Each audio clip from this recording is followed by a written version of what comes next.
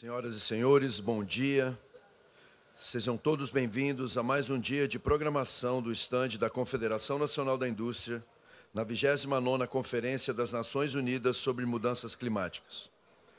Esse ambiente promove debates e atividades que visam fomentar a colaboração entre os setores público e privado, na busca por soluções para os desafios climáticos e fortalecimento da posição do Brasil como protagonista na transição para uma economia mais sustentável e de baixo carbono.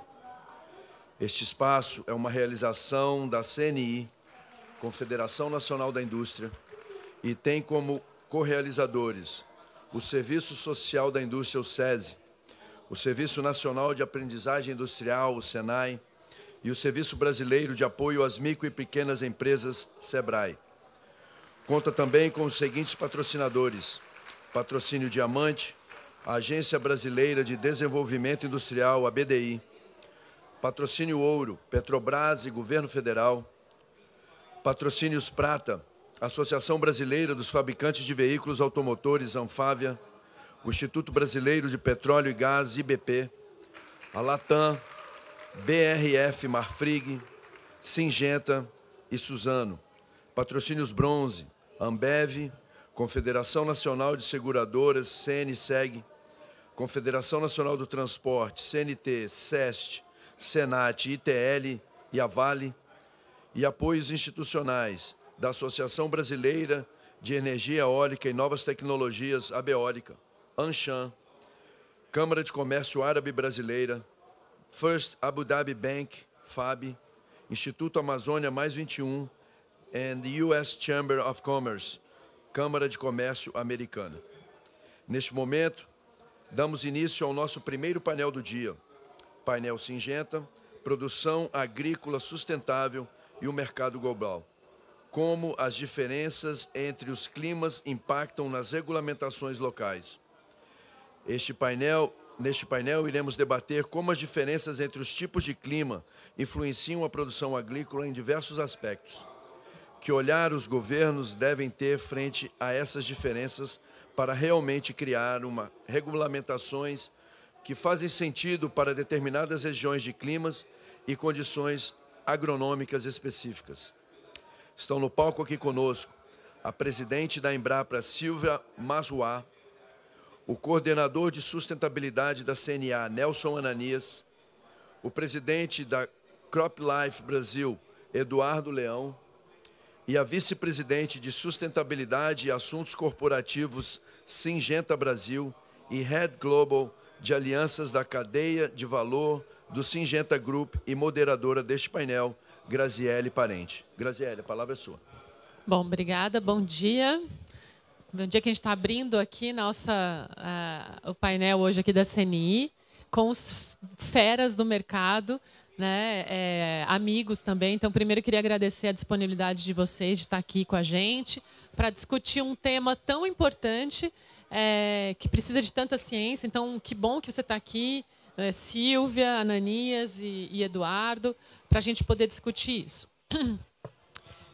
Eu acho que a gente primeiro precisa contextualizar um pouco do que nós estamos falando, por que essa diferença de geografias faz diferença, né? Por que isso faz diferença? E a Silvia, que eu sempre gosto de lembrar, além de ser uma pessoa muito querida, presidente da Embrapa, que tem a honra de presidir a Embrapa quando fez seus 50 anos, a primeira mulher presidente da Embrapa. Quando a gente fala que o futuro do agro é feminino, o presente já é feminino.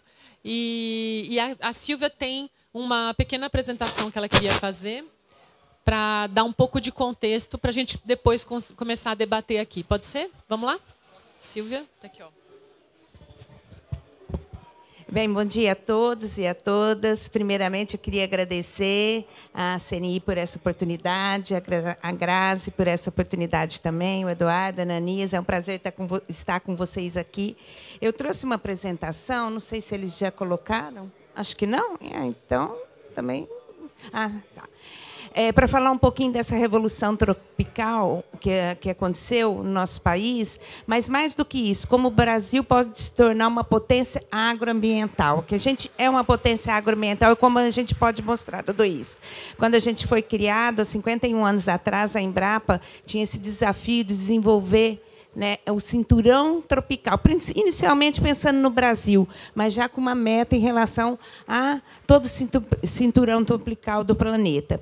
E aí tem alguns dados que mostram para a gente que a gente desenvolveu essa agricultura com sustentabilidade, nas 3 dimensões, ambiental, econômica e social. Esse aqui é um exemplo clássico, né? A gente expandiu nossa área em 140%, mas a nossa produção e produtividade em 580%. Isso graças às tecnologias que a gente chama de land saving, né? poupa terra, que é de você melhorar, desenvolver tecnologia adaptada para a diversidade de clima e solo, que o Brasil é tão intenso. E a gente teve, então, toda uma jornada, eu acho que é importante a gente trazer isso, desde as transformações dos solos ácidos, da tropicalização de variedades, né? E essa questão da produção sustentável, eu costumo dizer, na Embrapa, e aí eu vou me entregar a minha idade, eu tenho 35 anos de Embrapa como pesquisadora, e desde o primeiro projeto a gente já tinha que fazer a questão de avaliar cada tecnologia, a sustentabilidade do ponto de vista ambiental, econômico e social.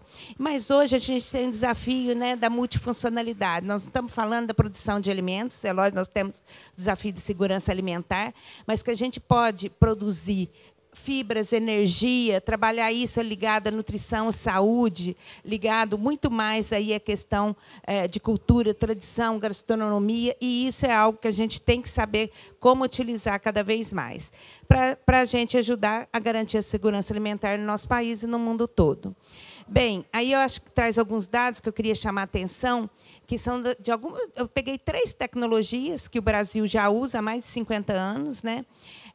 A gente está falando da questão dos sistemas integrados. Eu acho que é importante a gente trazer aqui. O Brasil, esse diferencial de você produzir 1, 2, 3 safras no mesmo, a gente já fala da 4ª safra, né, na mesma área.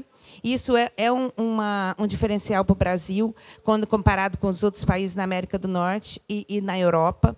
A gente está falando de plantio direto, que 83% dos produtores já adotam plantio direto. O uso de controle biológico tem aumentado no país, né? Bioprodutos em geral, bioinsumos, biofertilizantes, 55%. Mas a gente tem o desafio de 77% dos pequenos e médios produtores, que ainda é uma grande representatividade. Mas tudo isso hoje tem movimentado todo um ecossistema de inovação agrícola. Só para vocês terem uma ideia, hoje a Embrapa, junto com o Ministério da Agricultura, acompanha esse movimento de inovação no país. Tem mais de 2.000 startups. E o interessante é que, no último estudo que a gente fez, de 2023, aumentou em 124% o número de startups trabalhando junto com no tema de biodiversidade e sustentabilidade, 300% no norte do país. E a Embrapa, nessa agenda estratégica, pensando na sustentabilidade, ela tem esses 5 pilares, né, no nosso sistema, na nossa gestão, que é a questão de estar atenta à transição nutricional, o novo consumidor, essa visão de saúde única, transição energética, desenvolvimento de tecnologias não só para mitigação, mas para adaptação a mudanças climáticas, e a inclusão socioprodutiva, que é a inclusão digital do pequeno e médio produtor. E, lógico, avançar na ciência, né, porque hoje a gente costuma dizer o que trouxe o Brasil até aqui foi baseado em 3 pilares: ciência e tecnologia, assistência técnica e extensão rural e políticas públicas associadas e baseadas em evidências. E isso que eu acho que é o importante do nosso tema. E aí a gente traz esses temas. Essa é uma política pública, o zoneamento agrícola de risco climático, que subsidia o crédito rural hoje no nosso país. Isso aí é baseado, só para vocês terem uma ideia, ele envolve mais de 30 unidades da Embrapa trabalhando com o setor produtivo, e isso aí anualmente é revisado junto com a Secretaria de Política Agrícola do Ministério, e subsidia o crédito rural. Hoje é com o apoio do Banco Central. Então, é tudo interligado, baseado em evidências. E aí a gente tem uma outra jornada na área de bioeconomia, biotecnologia, descarbonização, automação, agricultura de precisão e digital, que está trazendo aí esses novos desafios. Aqui eu trouxe o ZEC, só para vocês entenderem que isso hoje traz mais de 70% de economia diminuiu as perdas do Proagro, por exemplo, com zoneamento agrícola, mas nós temos desafio hoje de trabalhar mais no monitoramento devido aí os eventos extremos.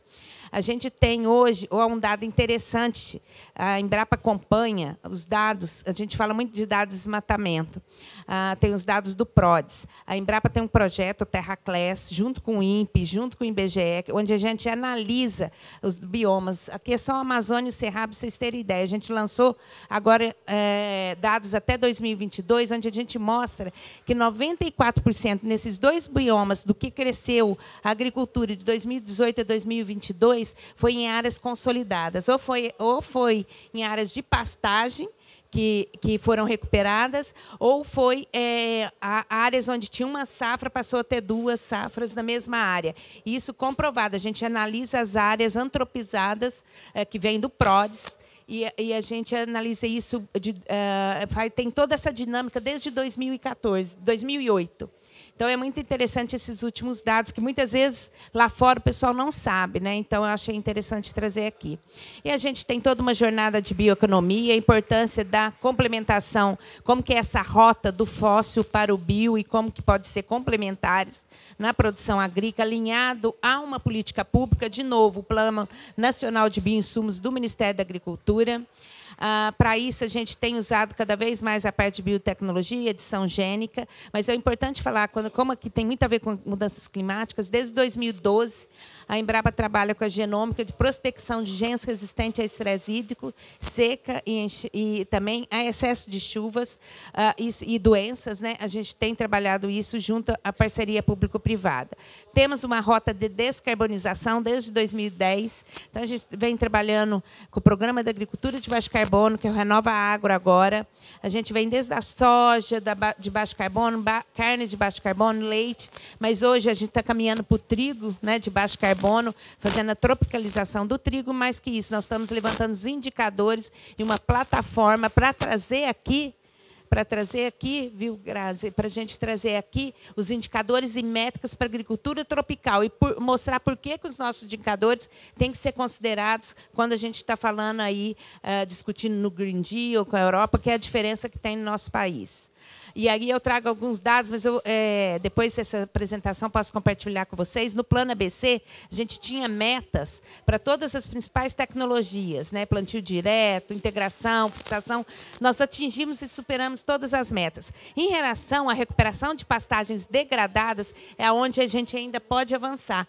Então, a gente tem o Plano Nacional de Recuperação de Pastagens Degradadas, o Programa Nacional. Tem um estudo onde a gente fez, e a gente estava discutindo ontem, os 40 milhões de hectares que tem a possibilidade de recuperação, mas quando você faz o cruzamento disso com a aptidão agrícola, tem 28 milhões quando você considera a pastagem degradada severa com a pastagem intermediária, e a aptidão disso para cada estado, para os 5 mil municípios. Então, qual que é a possibilidade da produção e da produtividade e como a gente pode investir e incentivar o crédito rural em cima dessa política. Eu trouxe um outro dado. Por que eu fiz questão de falar e pedir para a Grazi para eu trazer? São dados que, às vezes, eu, como presidente da Embrapa, quando eu vi esses dados, eu fiquei surpresa. Esse daqui, 25 anos de pesquisa na Amazônia, gramíneas e a procura de gramíneas, o sistema integrado de gramíneas e leguminosas. Obrigada. De gramíneas e leguminosas, o consórcio que a gente trabalha com pecuária de corte de leite na Amazônia. Isso aqui é um pesquisador da Embrapa que trabalha há 50 anos. Eles têm esses dados. Ele mostrou que isso teve uma redução de 36% de emissão de gases de efeito estufa.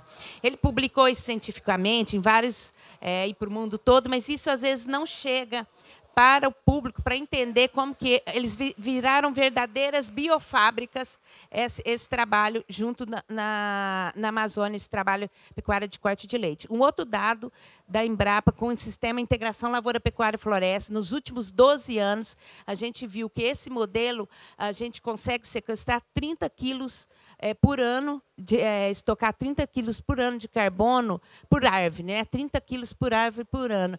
em comparação, que é só com reflorestamento, é 20 quilos. Então, o sistema integrado deu esses resultados, isso comprovado cientificamente. E aí a gente tem toda essa jornada, né? E a gente hoje pensando, tudo isso que a gente evoluiu da agricultura, né, mais rudimentar, até onde a gente chegou, e já falando, fazendo uma analogia com a indústria, né? Nós estamos aqui com a indústria 4.0, indústria 5.0 da automação, hoje se fala muito de inteligência artificial, todas essas tecnologias, porque a gente tem dados e informações, hoje na agricultura a gente tem dados e informações e podemos usar cada vez mais essas tecnologias, não só no campo, mas também para subsidiar políticas públicas, e é isso que a gente está trazendo aqui também, para mostrar para vocês que na Embrapa a gente tem um projeto de como utilizar a inteligência artificial no campo, para o campo e pelo campo. Vou passar só para no campo. Hoje, com tudo isso que a gente vê, a Embrapa tem um projeto apoiado pela FAPESP, que é para criar 10 pilotos no Brasil todo, para você trabalhar com associação de produtores, cooperativas, para trazer a inclusão digital, para mostrar para eles como a tecnologia digital pode agregar valor, diminuir ou ajudar a reduzir custo, ou trazer o selo de sustentabilidade. E tem as regiões mais diversas, trabalhando com ILPF no Centro-Oeste, mas a gente está trabalhando em breves com açaí e búfalo, no Marajó. Então, são realidades completamente diferentes. É interessante mostrar, a gente tem depoimento de produtores de café na região de Caconde, mostrando que esse projeto trouxe a conexão, a oportunidade, eles, uma associação, viraram uma pequena cooperativa, trouxeram usina fotovoltaica, que eles se juntaram para comprar uma máquina de torrefação, se organizaram, instalaram conectividade, e hoje eles já estão evoluindo, conseguindo captar mais recursos, então é bem interessante. Para o campo, e aí tem muito a ver com o Senar, a gente tem trabalhado muito na questão do ATER mais digital, da extensão rural, porque hoje não tem como, com a capilaridade do Brasil, atingir, né, todos os produtores rurais. Então, usar as tecnologias digitais é um projeto do MAPA, do MDA, apoiado pelo IICA, pelo BID. Então, envolve 14 unidades da Embrapa, que também é como trazer informação mais ágil para o produtor rural. A gente gera tecnologias. Eu cheguei na presidência da Embrapa, a gente vê que tem 4.000 tecnologias hoje lá. Ontem a gente estava conversando no portfólio da Embrapa, e muitas ainda não chegaram para o produtor rural. Como a gente pode trabalhar nisso? E aí o pessoal fala, mas a Embrapa é do agro empresarial, a Embrapa trabalha de A a Z, como eu costumo falar, de açaí, zebu.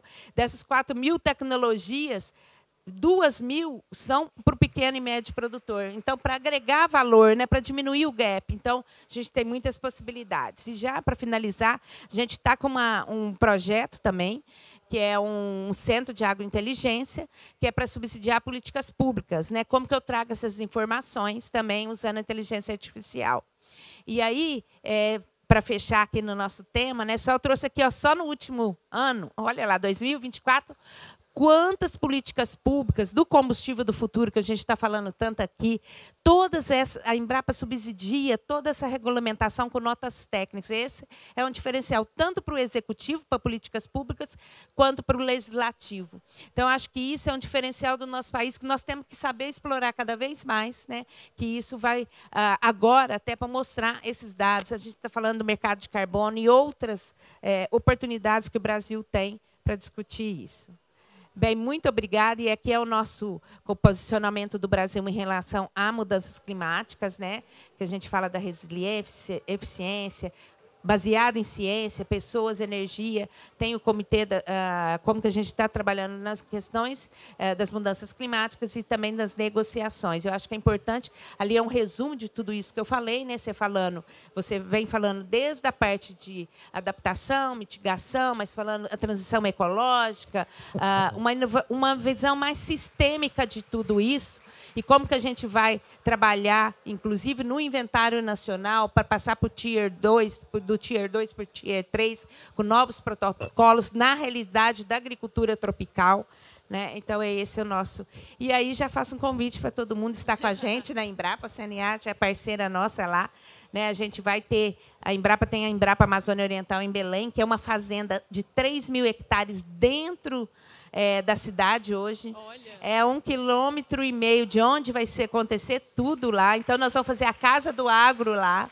a agricultura sustentável. Vamos trazer tudo do Brasil todo. É uma oportunidade para todos os parceiros que estão aqui estar com a gente lá. A gente vai fazer uma jornada de 7 eventos preparatórios a partir de março do ano que vem, e nos diferentes biomas do Brasil, trazendo todo mundo. E aí eu convido, já fica o convite para todos vocês, para a gente estar junto lá. Muito obrigada. Muito bem, Silvia. Bom, que orgulho que é a gente ter Embrapa, né? Toda vez que eu tenho oportunidade, todos nós aqui, né? A gente sempre menciona esse trabalho. E aí eu queria começar minha primeira pergunta aí para o Eduardo, né? A gente vê tantos dados, né? Tanta ciência colocada sobre isso. O agro do Brasil é um agro internacional. Né? Nós vamos falar do grande agro, falamos um pouco do pequeno. Mas a gente está inserido em cadeias de valor internacionais, commodities, reguladas internacionalmente. Como é que, com tanta ciência ainda, Eduardo, ainda é tão difícil a gente conseguir trazer tanta verdade, tantos dados tão importantes que a Silvia trouxe?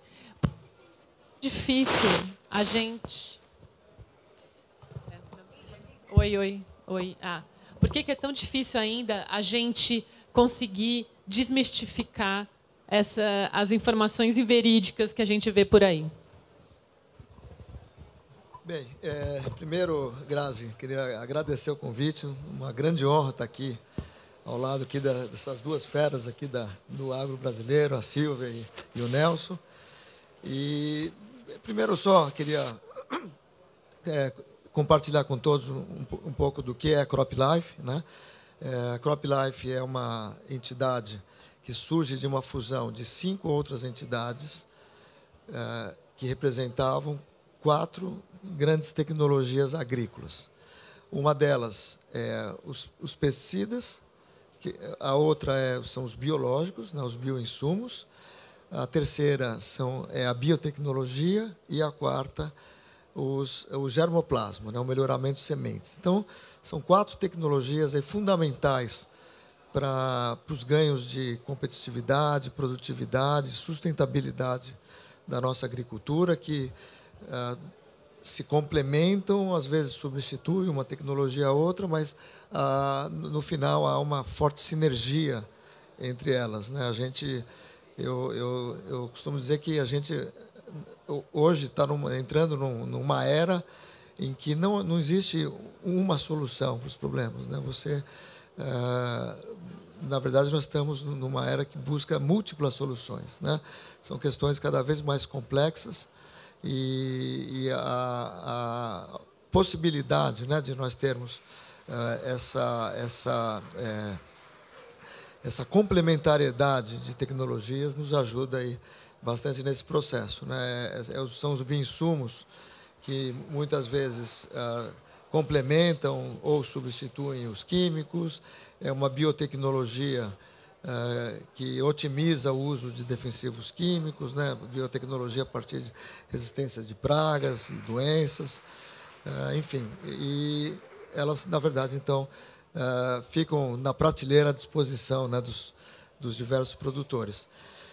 Bem, Grazi, eu acho que a sua pergunta ela é na linha de, vamos dizer, nós estamos fazendo aí um trabalho, eu acho que bastante forte, eu acho que na questão de sustentabilidade, tanto de políticas públicas, né? Eu acho que existem muitas políticas hoje que induzem a melhoria da sustentabilidade da agricultura brasileira, e a Silvia já mencionou várias delas aqui, mas eu destaco o próprio Plano ABC, né, que promove, né, a utilização de práticas mais sustentáveis, que reduzem emissões. Existe o programa RenovaBio, por exemplo, né, que basicamente estimula a descarbonização dos transportes a partir da substituição de combustíveis fósseis por renováveis. Enfim, são uma série de ações, né, de caráter de políticas públicas que levam a essa sustentabilidade que você mencionou.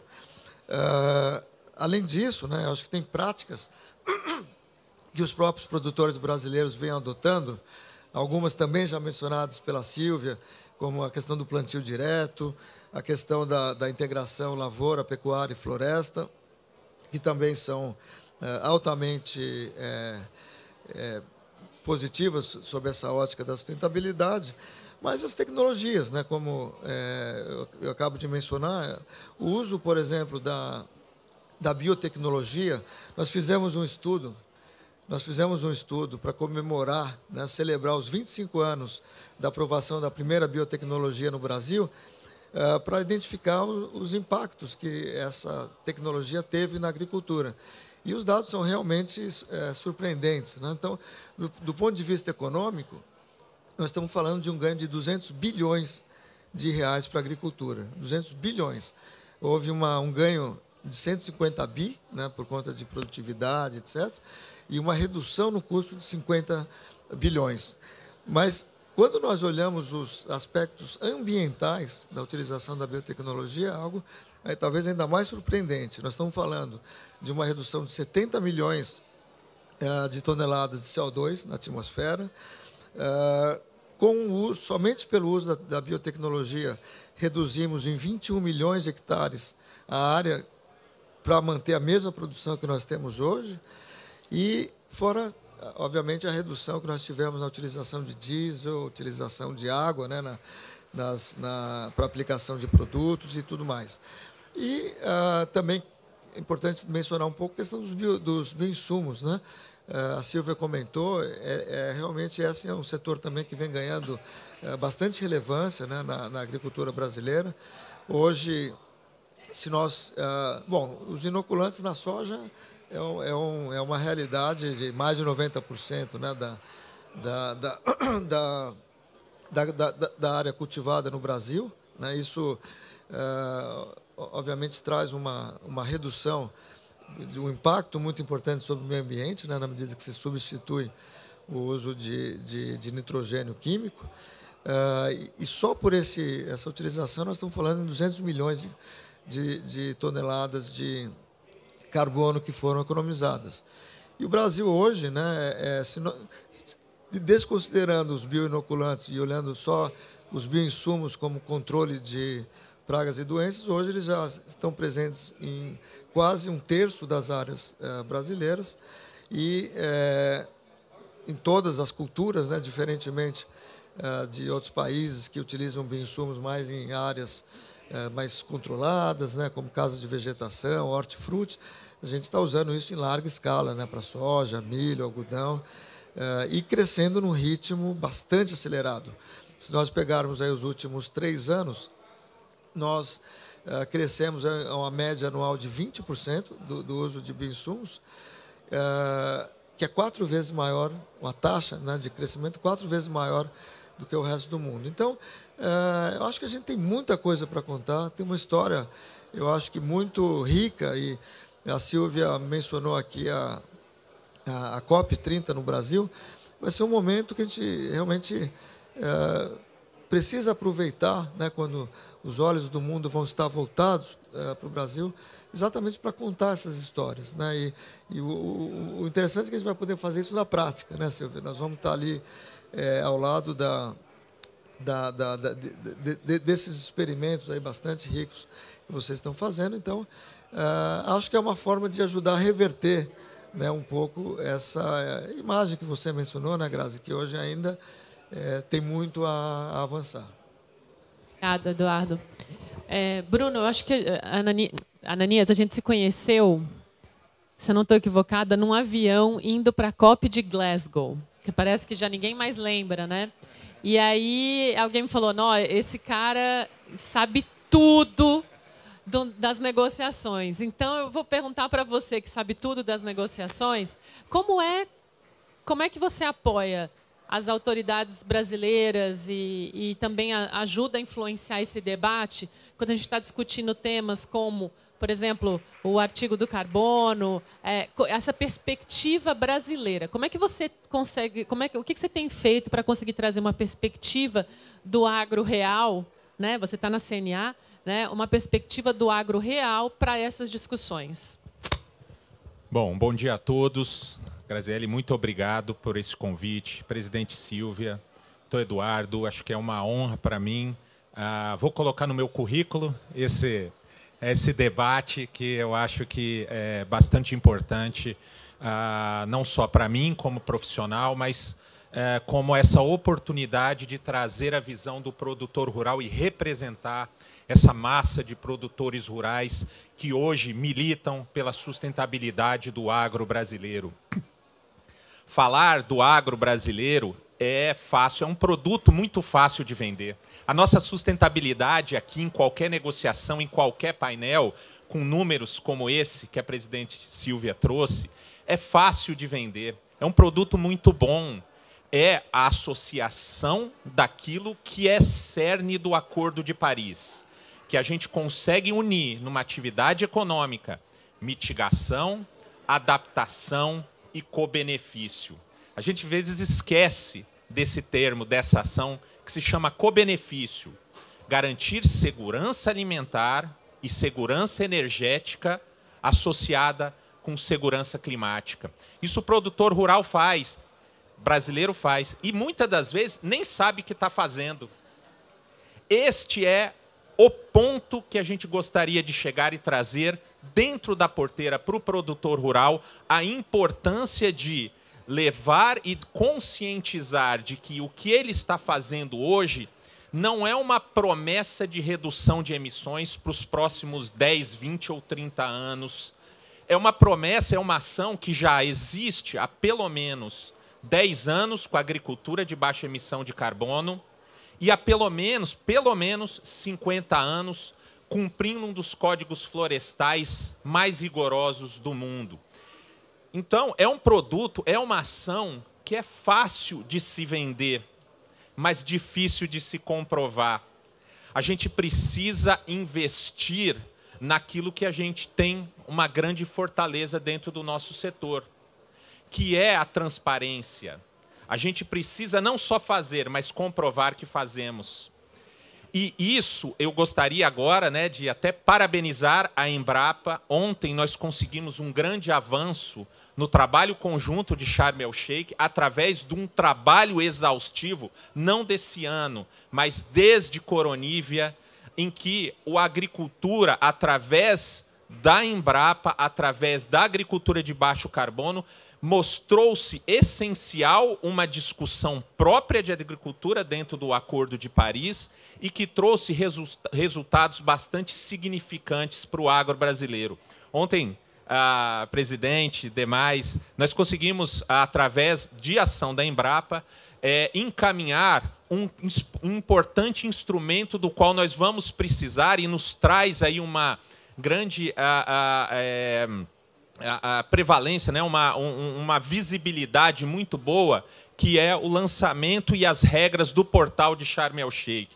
Lá nós vamos conseguir dar uma grande visibilidade e vender todas essas ações, uma agricultura ABC, um investimento, captar recurso, captar parcerias, porque o Acordo de Paris ele traz isso. Acordos cooperativos. Nós precisamos de acordos cooperativos não só para maximizar os efeitos e a aplicação e a disseminação de tecnologias de uma agricultura sustentável para nós, para exportar para o mundo. A gente precisa exportar essa agricultura tropical que associa no seu cerne uma atividade que, como eu falei, não só produz bons resultados, mas produz sustentabilidade que precisa ser reconhecida, precisa ser valorada e, no final das contas, ela deve ser remunerada.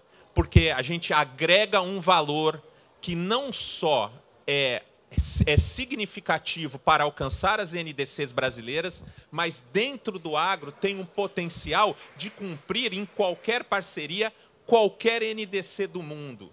Nós temos esse potencial de ter os melhores e mais íntegros créditos de carbono, um dos instrumentos que as negociações que a gente vem trazer aqui, vem mostrar aqui para o produtor rural, pode oferecer para o mundo. Nós precisamos não só ser, nós precisamos parecer e comprovar. Nesse cenário, nós precisamos investir e trazer ações que tragam uma visão maior desses benefícios e desses co-benefícios que o agro pode desenvolver agora mundo afora. Para isso, nós precisamos entender que só mitigação não basta, né? Então, segundo o relatório do IPCC, o aumento da temperatura ele é certo. A agricultura e segurança alimentar adaptada melhor do que a agricultura brasileira não há em nenhum outro lugar do mundo. O que a gente precisa é entender que o investimento em mitigação ele é positivo, mas precisamos entender que é muito mais do que isso. Nós precisamos mitigar, nós precisamos adaptar para que, daqui a 5, 6 anos, a agricultura brasileira não precisa acessar o terceiro instrumento que o Acordo de Paris prevê, que é perdas e danos. Nós não precisamos, nós temos a capacidade de estar e ter a resiliência necessária para que a mitigação e a adaptação seja suficiente e a gente não precise acessar, muito menos contribuir como um setor que já contribui muito num mecanismo de perdas e danos. Nesse sentido, o produtor rural ele pede, ele anseia, porque para que tudo isso que ele faz hoje em prol da agricultura brasileira tenha transparência, o artigo 9º, você vê que a gente vai passando por todos os instrumentos do Acordo de Paris, mostrando que a gente tem como força no setor agropecuário brasileiro condições de contribuir, acessar, aderir e se utilizar de todos esses instrumentos. E a transparência hoje o produtor rural vê como o principal desafio, porque todos esses números que a presidente trouxe, todos esses números que o Eduardo trouxe, que o agro já faz, ele precisa ser reconhecido, ele precisa ser valorado para que a gente traga para dentro da discussão, para que a gente valore isso e para que isso cumpra e ajude a cumprir a meta e a contribuição da NDC brasileira.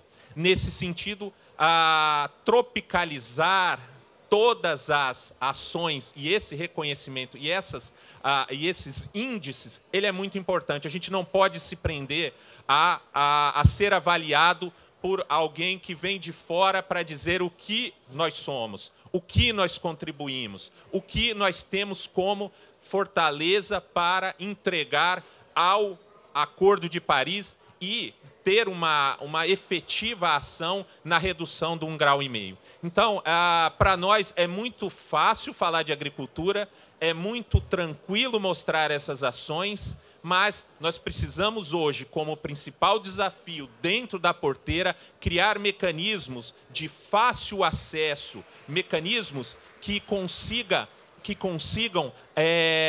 colocar dentro de pequenos, médios e grandes produtores rurais protocolos, certificações, ações que tragam, valorem e transformem todo esse potencial realmente em uma ação quantificada que nos permita acessar os demais instrumentos do Acordo de Paris. Então, para nós, que nem eu falei desde o começo, é uma satisfação estar aqui, mostrar esse potencial, mostrar que o produtor rural, que uma vez que foi desafiado a produzir mais, porque a gente precisava assegurar a segurança alimentar do Brasil.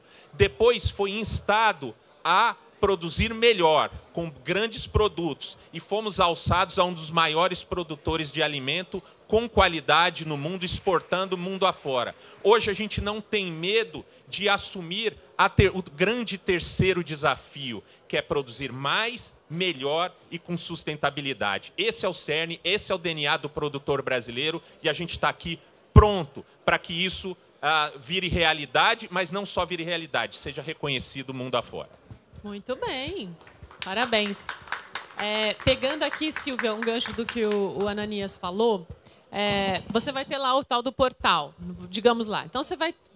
Vamos fazer aqui, não sei como ele vai funcionar direito. Você vai abrir, você vai ter, tem projeto do Brasil, da Argentina, da Hungria, das Filipinas. Um ponto muito relevante é que, se eu sou um investidor, né? Estou lá, tenho dinheiro, sou de um fundo de investimento, sou de um banco de desenvolvimento, eu vou olhar lá um projeto. Como é que eu vou avaliar esse projeto? De acordo com métricas específicas. Essas métricas, em geral, são métricas desenvolvidas por uma agricultura que não é a nossa. Eu estou te falando isso porque, por exemplo, lá na Syngenta, a gente usa a metodologia da Embrapa Bioas. Eu estou numa empresa internacional. Os caras não sabem o que é Bioas. Eu preciso defender que aquilo é bom.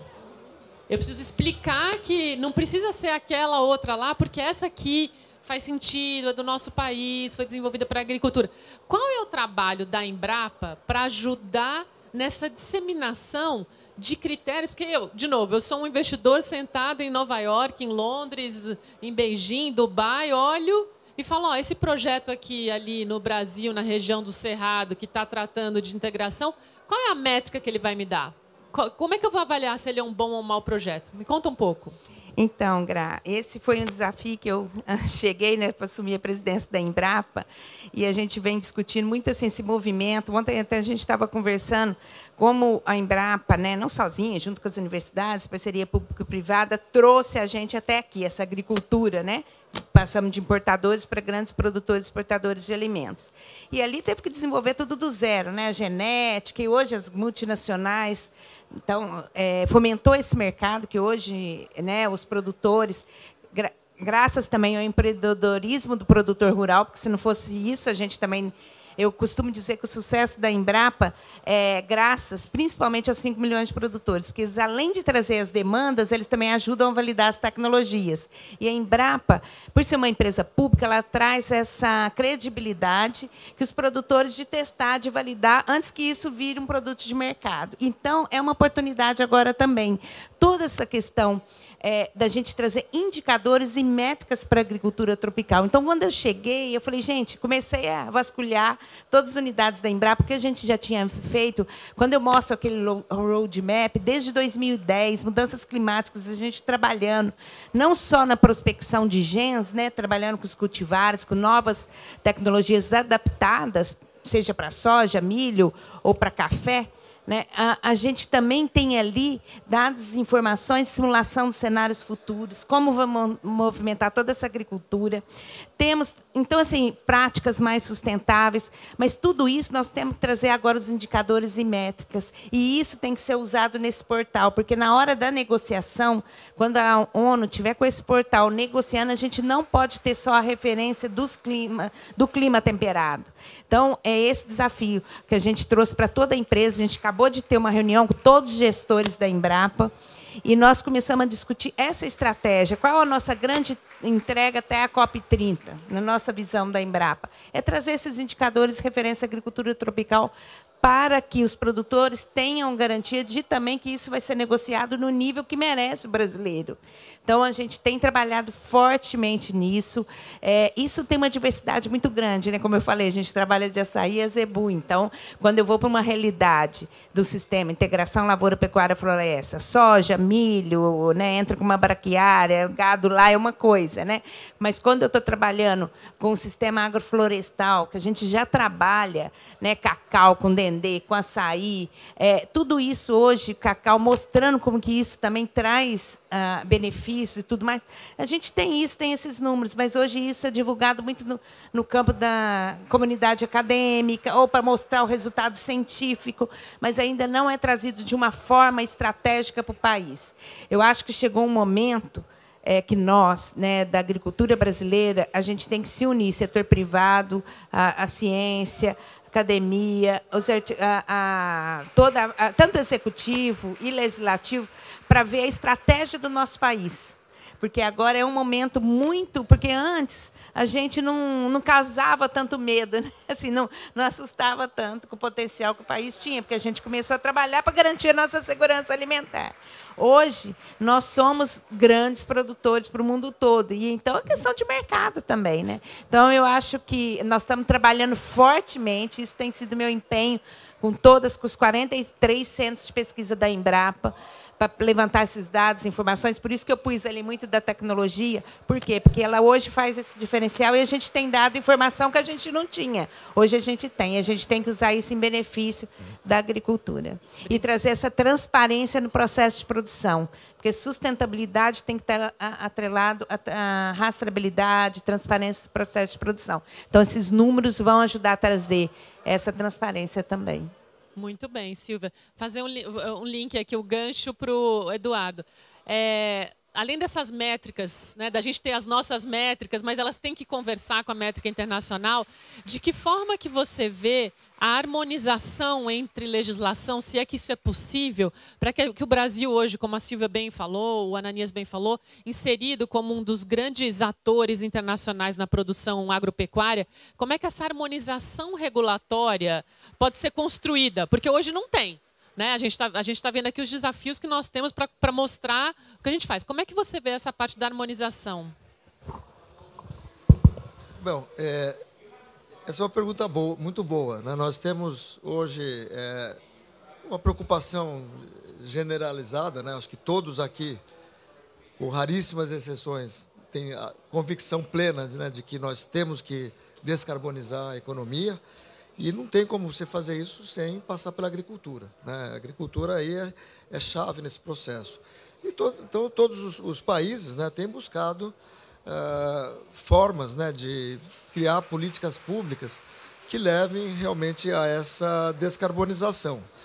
Então, eu vou dar um exemplo. Né? Eu acho que nós temos que começar a observar lições ao redor do mundo. Né? O Brasil tem diversas políticas, já foram várias delas comentadas aqui, mas acho que a gente tem um exemplo muito recente, que é a política do Green Deal europeu, né? Que é uma política, obviamente, muito meritória, né? Ela tem como objetivo você tornar a economia com emissão líquida zero até 2050. E aí começa a entrar nas dificuldades, né? Assim, a implementação dessa política. Então, nós temos ali como propostas, né, de metas para chegar nessa situação, olhando para 2030, né? Então, eles têm lá, propuseram, né, redução de 50% do uso de defensivos químicos, redução de 20% de fertilizantes, redução drástica no uso de diesel. Por mais meritório que isso seja, bom, em 2030 é amanhã, né? Por mais meritório que isso seja, essas propostas sejam, como é que você viabiliza isso do ponto de vista econômico, né? A gente tem, ouvimos, né, todos nós vimos a reação fortíssima, né, dos produtores europeus, na medida em que, ao fazer isso, você cria uma ruptura na cadeia produtiva e inviabiliza boa parte dessa produção. Então, eu acho que a primeira questão relevante é qualquer política, ela tem que garantir, qualquer política de redução de qualquer tecnologia que seja, você tem que ter alternativas para isso. Quando você fala que você tem que reduzir drasticamente o uso de diesel na agricultura, mas você não tem o combustível renovável suficiente, né, que é o caso da própria União Europeia hoje, né, então você cria um impasse muito importante do ponto de vista de eficácia, né, da medida. E um outro ponto que também se complementa a isso, né, e que, de uma certa forma, aí você começa a impactar outras economias, na medida em que você, por uma decisão legítima de desintensificar a agricultura, a gente não pode esquecer que as pessoas continuam comendo, continuam usando roupa. Então, se você desintensifica numa determinada região, significa que alguém vai ter que intensificar, né? Em alguma parte do mundo, vai ter que haver uma intensificação. Ou alguém vai ficar sem, né? Também, né? Ou alguém vai ficar sem. Quer dizer, a gente tem ou um impacto que é o contrário do que se espera, né? Que é você eventualmente intensificar e causar desmatamentos em outras partes do mundo, ou, como você acabou de falar, né, Grazi, você com isso, pode elevar custos, né, de produção e gerar aí, dificuldades exatamente para as populações mais vulneráveis, né, podendo ter aí um reflexo social também relevante. Então, eu acho que isso aí,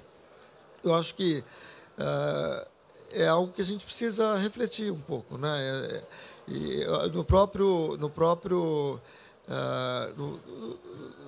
A gente tem visto, né, também no próprio Brasil, manifestações nessa linha. Então, acho que o debate ele está posto sobre a mesa, né, e eu acho que a gente tem que se espelhar, né, em experiências, né, que têm sido feitas nos outros países, o que está funcionando e o que não está. Nós temos políticas aqui que têm se mostrado bastante positivas, né, mas temos que avançar, como em todas as partes do mundo, né? Muito bom. Vou pegar agora aqui, Ananias, já que a gente está falando de regulação do produtor, vamos falar sobre carbono, né? Eu costumo dizer que foi vendido nos últimos 10 anos para o produtor rural que os créditos de carbono iam ser a 4ª safra, que ele ia ficar rico, que o negócio era maravilhoso. E que a gente viu que isso ainda não aconteceu. A gente vê também que no Brasil, essa semana, foi aprovado no Senado o projeto de carbono, ainda, né, vai tramitar mais alguma coisa, mas, enfim. Aqui também o artigo 6 avançando. De que forma já que a gente está falando sobre diferentes climas, diferentes biomas, diferentes formas de uso da terra, como é que o produtor pode de verdade se beneficiar disso de forma concreta nos próximos 5 anos? Bom, isso é bom deixar bastante claro. Ninguém vai viver de crédito de carbono, né? E também a aprovação dessa legislação, ela não gera o direito imediato, líquido e certo de que a gente vai receber, e qualquer produtor vai receber, um cheque pelo correio, pela sua APP, reserva legal, ou sua vegetação nativa, ou pelo seu ABC. Mas é bastante importante dizer que isso é um valor agregado que, diante do aumento das políticas de restrição, né, do uso dos recursos naturais, como foi citado aqui, algumas restrições em cadeias produtivas que exigem uma regularização, este mercado de carbono ele trará como valor agregado a questão da regularização ambiental, que passa por por diversas ações que ainda precisam ser desenvolvidas no Brasil. A começar regularização fundiária, a começar análise do cadastro ambiental rural. A gente precisa focar na análise do cadastro ambiental rural, porque sem o cadastro ambiental rural, que não é só base da política de florestal brasileira, hoje ele faz parte de todas as outras políticas de sustentabilidade do Brasil, a gente tem um dever de casa a fazer. Sabe, Ananias, eu costumo dizer que a regularização do CAR é a maior política de inclusão do campo que pode ser feita. Sem dúvida. Sem dúvida. Maior. O produtor rural, ele aderiu ao cadastro ambiental rural. Nessa adesão, 50% dos produtores rurais, desses 7 milhões de propriedades rurais, elas já se mostraram a favor de que, se tiverem algum passivo ambiental, eles estão prontos a fazer essa recuperação desse passivo. Então, quer dizer... E o que é, além de tudo, uma oportunidade maravilhosa de reflorestamento em escala, né? Sem dúvida. Esse ativo ambiental ele precisa ser valorado. Se, por um lado, existe esse ativo florestal, de outro lado, nós também precisamos trazer à realidade as vantagens da agricultura ABC. A gente precisa criar um protocolo que diga, a partir do momento que eu, produtor rural, eu invisto em não fazer um plantio convencional que revolve a terra, que tem muito mais atividade, que mitiga, né, ou armazena muito menos carbono no solo, e eu tomo a decisão de fazer um plantio direto, quanto isso representa como um crédito de carbono que pode ser negociado no mercado voluntário, pode ser aí, a partir daí agora da regulamentação desse mercado de carbono, integrar um mercado regulado, né? como uma oferta de certificado de redução de emissões, como isso pode integrar a realidade do produtor rural. Então a gente tem diversos desafios que ainda precisam ser vencidos para que a gente consiga fazer com que este mercado de carbono doméstico, ele comece a girar, ele comece a funcionar para que ele seja uma vantagem competitiva e o produtor rural fala, realmente eu posso optar por essas tecnologias, eu posso optar e aquilo que eu faço em prol do cumprimento do Código Florestal ou em aderir a uma agricultura de baixa emissão de carbono seja uma vantagem não só para mim, mas para o mercado, para as cadeias produtivas como um todo. Nesse sentido, a gente entende que realmente é importante que esse mercado de carbono ele não venha como uma ferramenta de restrição e custo ao produtor rural, e sim de incentivo para que ele faça a adesão a esse mercado e que isso venha de uma forma, como a gente falou, de uma ação que seja atrativa para o produtor rural, mas seja acessível. Não adianta fazer uma ação de mercado de carbono que custe muito mais do que aquilo que vai ser oferecido por um crédito de carbono. Exato. Porque isso, economicamente, inviabiliza toda essa ação. Então, isso, para nós, é esse desafio, promover essa regularização, promover essa regulamentação. Além disso, gostaria, né, de colocar também a questão de que nós precisamos fazer com que esta NDC, de que o Brasil ele olhe para dentro do seu sistema de desenvolvimento e composição e apresentação das suas metas e que valore dentro do setor produtivo o setor agro na condução das NDCs. Eu tenho que lembrar o seguinte, nós temos e somos sempre exemplo na proposição e na ambição de reduzir as emissões de gases de efeito estufa. Nesse sentido, essa nova NDC que foi proposta para o Brasil nessa COP, ela nos traz uma preocupação e um desafio. Nós já temos o desafio na NDC atual de zerar o desmatamento até 2030. A partir daí, presidente Silvia, chega um desafio muito grande para nós como país. Porque se a gente zera o desmatamento e a gente vai ser mais ambicioso para 2035, das duas uma. Ou a gente investe pesadamente em ações e atividades econômicas que emitam menos gases de efeito estufa, porque a gente tem uma meta para 2035, ou nós vamos ter que cortar no setor produtivo. Como a gente falou, vamos ter que deixar de produzir. Isso é o grande desafio da pesquisa, da ciência para a Embrapa. Entregar e incorporar a pesquisa para que a gente seja tão eficiente que a gente passe da redução dos 53% em 2030 e passe a 67% de redução relativa a 2005 em 2035. Isso necessariamente passa pela eficiência, redução de emissões de gases de efeito estufa, principalmente no agro brasileiro, que passa a ser, ao zerar o desmatamento, o setor econômico de maior emissão dentro da matriz de redução. Então, isso é o mercado de carbono. O mercado de carbono, Grazi, ele precisa entrar aí nesse sistema para que a gente avance de 2030 a 2035 com uma ambição que seja uma ambição viável, que a gente consiga alcançar essa ambição. Muito bem. Bom, só para a gente finalizar aqui, 30 segundos para cada um, mais uma pergunta.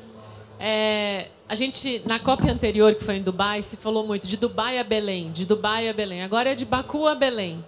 De Baku a Belém, Silvia, Eduardo, Ananias, qual é a sua prioridade dentro desse tema de impacto dos climas nas legislações locais e como isso vai ser a COP que nós vamos liderar? Como é que o Brasil tem que se colocar? Se é que dá para falar 30 segundos. Conta aí. Bem, Grazi, já falei um pouco, a gente tem um plano, né, da Embrapa, que a gente tem trabalhado com o Ministério da Agricultura, com o Ministério das Relações Exteriores e com a Casa Civil. A gente apresentou esse plano de Baku a Belém, uma jornada, não só pensando na COP30, mas pensando nessa questão da sustentabilidade da agricultura, que a COP30 seja um marco para a gente mostrar e reverter muito do que a gente está falando aqui. e a gente está propondo aí, como eu falei, 7 eventos preparatórios. E o que a gente quer trazer? Eu passei ali rápido, mas tem aquela plataforma Integra Carbono, que é onde a gente vai trazer os indicadores, trazer essas informações. Nesses eventos, com os vários parceiros, a gente quer trazer dessa realidade, trazendo esses desafios, né, trazendo essa discussão, seja do CAR, seja essa discussão da referência, você comentou do BioAS, de outras tecnologias que o Brasil tem, trazendo isso mais de perto para mostrar e trazendo, olha, a nossa realidade. Eu acho que a Embrapa, como ciência, pode trazer isso com evidências. Então, esse é o nosso desafio, para melhorar essa comunicação. Agora, eu acho que, de novo, temos que fazer uma chamada aqui, seja o setor produtivo, seja os produtores, o setor privado, no caso a academia ou o governo, da gente trabalhar junto. A gente precisa se juntar para trabalhar nessa estratégia. A Embrapa está propondo isso, propondo que esses eventos até lá, porque a gente chegue junto, e não cada um falando um discurso. Então, por isso que é importante isso que a gente está tendo aqui, essa discussão, e a gente continuar essa discussão, né, para que na COP30 realmente a gente consiga mostrar esse portfólio de tecnologias, seja com vitrine tecnológica, seja com palestras, painéis, lá em Belém, mas que a gente mostre isso de perto para o mundo todo. Eu acho que eu vejo a COP30 como uma grande oportunidade para nós todos mostrarmos que a nossa agricultura ela é sustentável, sim, nas 3 dimensões, ambiental, econômica e social. Vamos estar lá, né, Silvia? Estou lá, com certeza, defendendo isso. Eduardo, e você aí, de Baku a Belém? Bem, Silvia, Grazi, você começou hoje, né, nosso painel comentando sobre os diferentes biomas, né, que existem no mundo. Então, eu acho que a grande oportunidade que nós temos nessa COP agora é mostrar o que é a agricultura tropical, né, que não é a agricultura temperada, né, que é a referência, né, utilizada aí para boa parte dessas discussões.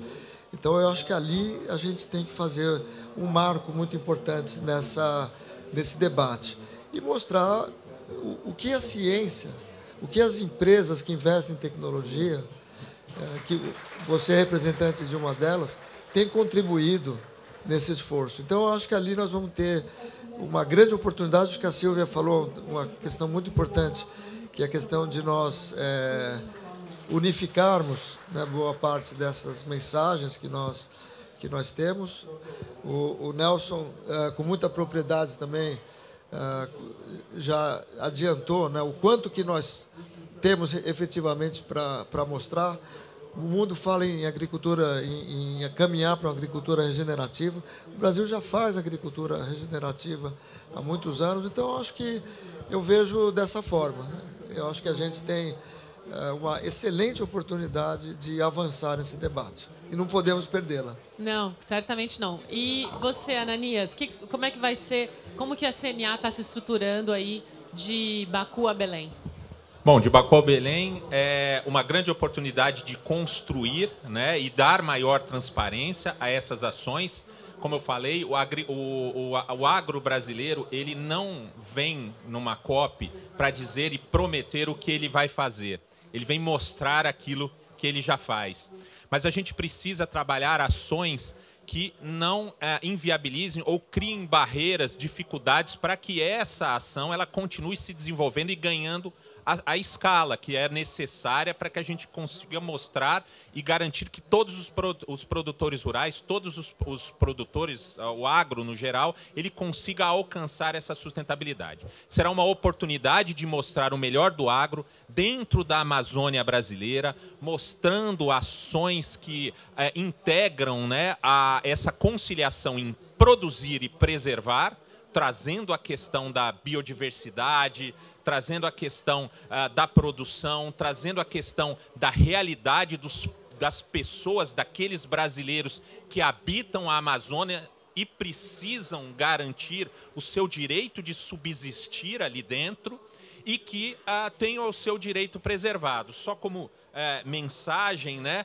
a gente precisa fazer com que daqui de hoje, de Baku a Belém, esses direitos sejam garantidos e não restritos. Porque se a gente não trouxer todos esses produtores para dentro do sistema, eles acabam naturalmente ou abandonando suas terras ou abandonando aquela realidade, aquela obrigação, aquela responsabilidade que ele tem de produzir ali dentro.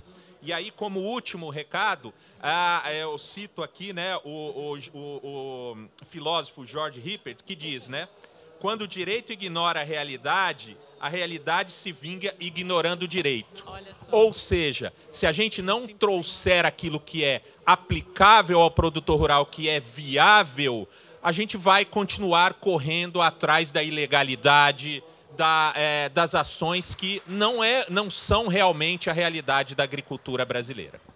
Muito bem. A próxima COP em Belém é a COP... Falam que é a COP da floresta. Eu diria que é a COP na floresta, mas ela é a COP do Brasil, ela é a COP das pessoas do Brasil, dos negócios, do agro, da indústria, da mobilidade, e também a COP do mundo, né? Então, agradecer a todos vocês pela presença, Silvia, Eduardo, Ananias e a todos que estão aqui pelo excelente debate. Muito obrigada.